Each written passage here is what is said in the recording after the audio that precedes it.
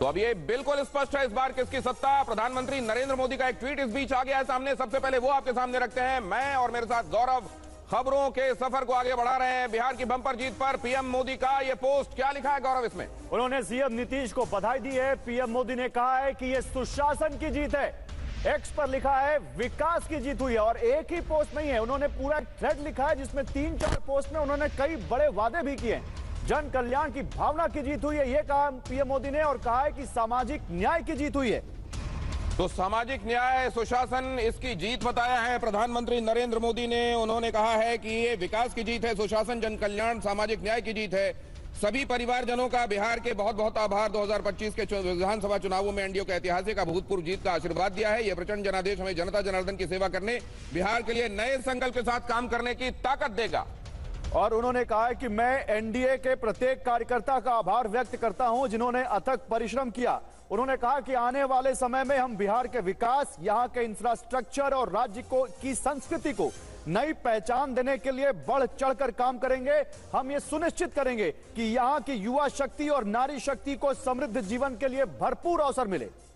और इसी के साथ चलिए एक बार देख लीजिए 204 नतीजे और रुझानों में एनडीए आगे और इधर 32 पर महागठबंधन। अब इसका बाइफर्केशन भी देख लीजिए जरा। यह है एनडीए खेमे का बाइफर्केशन। भारतीय जनता पार्टी 94 जीते और आगे, जेडीयू 81 पर, एलजेपी रामविलास 20 पर, हिंदुस्तान आवाम मोर्चा 5 और राष्ट्रीय लोक मोर्चा 4। इधर महागठबंधन के खाते में जो आरजेडी जीती आगे है वो 25, कांग्रेस 5 पर, वीआईपी 0, लेफ्ट 2, आईआईपी 0। और देखिए, इस पर बात करने के लिए हमारे साथ एक पैनल है जिसमें नीरजा चौधरी, सीनियर जर्नलिस्ट, हमें ज्वाइन कर चुकी हैं स्टूडियो में। मैम, स्वागत है आपका। मैम, सबसे पहले पीएम मोदी के पोस्ट पर आपका रिएक्शन, जिस तरह से वो एश्योरेंस दे रहे हैं कि यहां पर इंफ्रास्ट्रक्चर को लेकर काम करेंगे, हम बिहार की महिलाओं के लिए काम करेंगे, युवाओं के लिए काम करेंगे, यानी पीएम ये याद दिलाते हुए कि ये मैसिव जीत एक बड़ी जिम्मेदारी भी है जिसका हमें भान है। अंडरलाइन करने वाली बात, सामाजिक न्याय की भी जीत। असल में सामाजिक न्याय का एक तरीके से तो खुद को तमगा लालू ही देते रहे हैं अभी तक। सामाजिक न्याय का लालू जी देख रहे थे, वो उनका नारा ये होता था, नीतीश कुमार का भी नारा था। दोनों बैकवर्ड क्लास लीडर्स रहे हैं।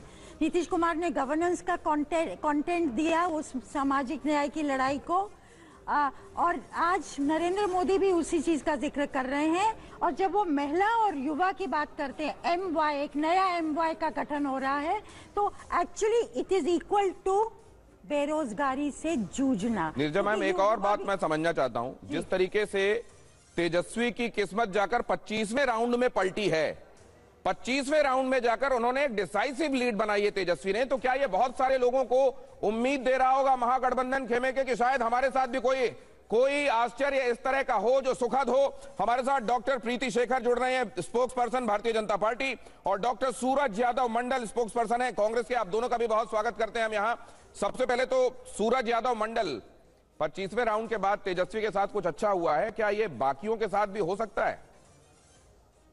देखिए, चुनाव जो है वो मेरी समझ में ये पूरे के पूरे चुनाव आयोग के साथ, और कब क्या होगा ये तो कहा नहीं जा सकता है। जब हम सरजमीन पर जा रहे थे, लोगों से मिल रहे थे, तो कहीं ऐसा नहीं लगा था कि इतनी भारी जीत जो नरेंद्र मोदी जिस सामाजिक न्याय की बात करते हैं, जिसमें ओबीसी के तमाम आरक्षण को बदल कर ईडब्ल्यूएस कर दिए हैं, उसकी जीत होगी, या जो महिलाओं को 10,000 उन्होंने दिया इसके कारण हो जाएगी।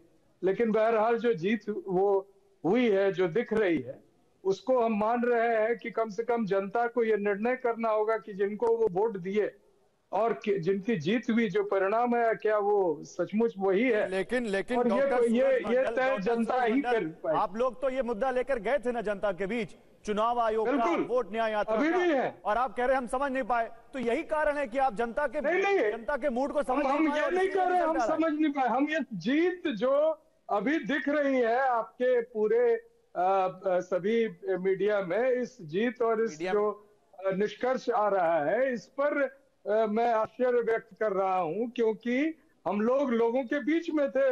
वोटर अधिकार यात्रा में जिस तरह दिनेश से आप डिनाइल मोड में, अभी भी आप ये एक्सेप्ट करने को तैयार नहीं है कि जनता ने आपको नकार दिया। आप ये नहीं मान रहे कि हमसे कहीं गलती हुई है, हमारे नेता से कहीं गलती? नहीं, हम जनता को दोष नहीं दे रहे हैं। हम जनता के सभी निर्णय को सर आंखों से लगा कर रखते हैं। हम तो ये कह रहे हैं कि चुनाव आयोग की जीत हुई है। चुनाव आयोग ने जिस आप जो चुनाव आयोग का जिक्र कर रहे हैं और जिस तरह से अमित शाह पटना में बैठकर और तमाम सीसीटीवी के कैमरों पर अखबार लगाकर और जो चीजें किए हैं, उसकी जीत हुई है। मंडल साहब एक बात बताइए, ये अच्छा है कि बड़ा नेता लगातार कैंप करे, वहां पर मेहनत करे, या ये अच्छा है कि महीने, 1.5 महीने, 2 महीने के लिए गायब हो जाए, 2 सितंबर के बाद सीधे अक्टूबर 28 को प्रकट हो, और फिर उसके बाद ये भी कहा जाए कि ये चुनाव आयोग वाला मामला लग रहा है? हो सकता है आपका, देखिए नजरिया, मैं उसको डिनाई नहीं कर रहा हूं, लेकिन अगर यही सच्चाई है जो आपके सामने है तो नहीं, फिर आप डिनायल करके असल में आत्ममंथन भी नहीं कर पाएंगे, ठीकरा कहीं और फोड़ करेंगे। प्रीति शेखर भी हमारे साथ, उनका नजरिया ले लेते हैं। चुनाव आयोग का जिक्र बार बार हो रहा है, प्रीति शेखर। देखिए, ये हारने वाले वैसे लोग हैं, सबसे पहले तो मेरी संवेदना है उनके साथ, और आत्ममंथन महागठबंधन को करना चाहिए। और दूसरी बात, जहां तक चुनाव आयोग की बात है, तो ये लोग जहां जीतते हैं वहां पर लोकतंत्र की जीत होती है, वहां पर चुनाव आयोग का अच्छा परफॉर्मेंस होता है, और जहां भी हारते हैं वो ईवीएम का रोनर होते हैं, वोट चोरी का बहाना करते हैं, और लास्टली जो है ये चुनाव आयोग पर सारा ठीकरा फोड़ते हैं। तो सबसे पहले तो इनको सोचना चाहिए कि बिहार की जनता ने एक सुशासन को चुना है और एक ऐसी सरकार को चुना है जहां पर मोदी की गारंटी है और नीतीश जी का नेतृत्व है। यहाँ की महिलाओं ने एक ऐसी सरकार को चुना है जिनके हाथों में, इस बात पर हम आगे मंथन करेंगे, लेकिन एक बड़ी खबर आ रही है डॉक्टर प्रीति शेखर, मैं आपको रोकूंगा। एक बड़ी खबर आ रही है, एनडीए के बेहतरीन प्रदर्शन के बाद चिराग के घर पर जश्न। बम्पर जीत के बाद बोले चिराग पासवान, नीतीश कुमार ही सीएम बनेंगे। चिराग पासवान ने बिल्कुल कैटेगोरिकली बोला है, बिल्कुल क्लियर, मोदी नीतीश की वजह से जीत, मोदी जी के बिना जीत संभव नहीं थी। देखिए कैसे उनकी मां उनको वहां मिठाई खिलाती हुई बालकनी पर आए और मीडिया से भी बात की। सुनिए क्या कह रहे हो। जहां एक तरफ मेरे प्रधानमंत्री नरेंद्र मोदी जी की सोच, तो वहीं मुख्यमंत्री नीतीश कुमार जी के अनुभव का गठजोड़ अगले 5 साल मजबूती से बिहार को विकास की राह पर आगे लेकर जाने का काम करेगा। ऐसे में बिहार की जनता ने एक मजबूत ऐतिहासिक फैसला लेते हुए जो विश्वास इस डबल इंजन की सरकार हमारे एनडीए के गठबंधन पर जताने का काम किया है, मुझे लगता है कि इस एक जवाब ने कई सवालों के ऊपर पूर्ण विराम लगाने का काम किया। जहां एक तरफ मैं बिहार की जनता का धन्यवाद करता हूं, तो ये कतई संभव मेरे प्रधानमंत्री नरेंद्र मोदी जी के बिना नहीं हो सकता था। जिस तरीके से प्रधानमंत्री ने पिछले साल, सवा साल में, जब से तीसरी बार केंद्र में हमारी सरकार बनी है, तब से लेकर अभी तक जिस तरीके से उन्होंने निरंतरता में बिहार आकर बिहारियों को प्राथमिकता में रखकर लाखों करोड़ों की परियोजनाओं को धरातल पर उतारने का काम किया, और जिस तरीके से मुख्यमंत्री नीतीश कुमार जी के नेतृत्व में उन तमाम योजनाओं को धरातल पर उतारा गया। अगर मैं मेरे प्रधानमंत्री के शब्दों में कहूं तो नरेंद्र और नीतीश, इस जोड़ी ने एक अपना कमाल करके दिखाया है, और मैं ये मानता हूं कि ये हमारे गठबंधन की ताकत है। मुख्यमंत्री नीतीश कुमार जी एक बार फिर से मुख्यमंत्री बनेंगे, ये मेरा पूरा विश्वास है। विपक्ष की करारी हार का कारण उनका अहंकार है। कुमार कुंदन हमारे संवाददाता वहां मौजूद हैं, जहां पर अब से कुछ देर पहले ये बात चिराग पासवान की तरफ से कही गई। इस बार जिस तरह के नंबर्स आए हैं कुमार कुंदन, उसमें ठीक है, सहयोगियों को जितना अकोमोडेट किया जाए वो भारतीय जनता पार्टी की सदाशयता, लेकिन अब कोई प्रेशर में नहीं ले सकता। और जिस तरह के नंबर आए हैं, निश्चित रूप से ये लोक जनशक्ति पार्टी भी चाहेगी कि उसको अच्छा पोर्टफोलियो मिले मिनिस्ट्री में। निश्चित रूप से दिनेश, और अभी चिराग पासवान ने बोला भी कि आज रात से कल दिन तक यह तय हो जाएगा कि सरकार का स्वरूप क्या होगा और सरकार में गठबंधन के जितने भी दल हैं उन दलों को किस तरीके से प्राथमिकता और किस तरीके से किसको क्या मिलेगा। मतलब एक तरीके से चिराग पासवान ने अपने पासे फेंक दिए हैं कि सरकार में उन्हें एक कह सकते हैं कि सम्मानित जगह मिलनी चाहिए, जिसकी बात वो कर रहे हैं। और साथ में वो ये भी कह रहे हैं कि आज ही रात में वो बैठक शुरू हो जाएगी। तो मान के चलिए कि आज से कल तक में जैसा ये कह रहे हैं उस हिसाब से इन्होंने अपनी हिस्सेदारी की बात कह दी है। लेकिन ये बात तय है कि जिस हिस्सेदारी की बात पहले किंग मेकर के तौर पे हो रही थी, वो हिस्सेदारी अब ऐसी रही नहीं है, क्योंकि सिर्फ और सिर्फ जेडीयू या बीजेपी अगर दोनों की बात करें तो वही दोनों मिलकर सरकार बनाने में सक्षम है। ऐसे में जो दूसरी पार्टियां हैं इनकी, उन पे उस तरह की डिपेंडेंसी नहीं रही जिस डिपेंडेंसी की बात चुनाव के पहले हो रही थी। दिनेश, एक बात गौरव, ये तो चिराग पासवान ने स्पष्ट कर दिया मुख्यमंत्री कौन होंगे, लेकिन भारतीय जनता पार्टी भी स्पष्ट कर रही है क्या अब ये?